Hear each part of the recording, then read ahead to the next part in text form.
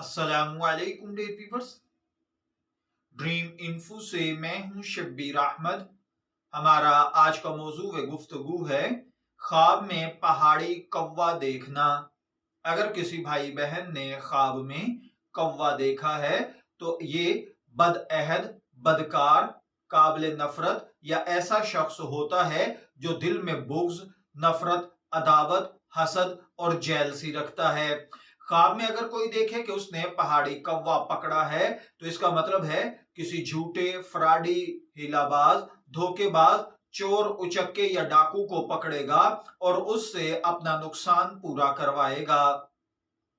अगर कोई शख्स ख्वाब के अंदर देखे कि कोई पहाड़ी कौवा किसी दरख्त पर बैठा बोल रहा है तो इसका मतलब है कि ख्वाब देखने वाले की जिंदगी में गम, दुख, तकलीफ, मुसीबत और परेशानी आएगी। बाज़ औक़ात ख्वाब के अंदर पहाड़ी कौवे का दरख्त पर बैठकर बोलना वबाल, घाटा, धोखा, झूठ और फ्रॉड भी होता है। कोई आदमी आपके साथ इन मामलात में से कोई गलत मामला करेगा।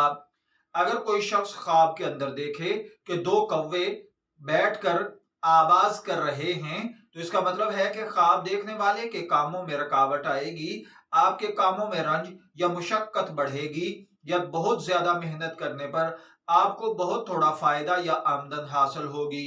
ख्वाब के अंदर अगर कोई शख्स पहाड़ी कौवा देखे तो याद रखिए, ख्वाब में पहाड़ी कौवा देखने का कोई फायदा नहीं होता।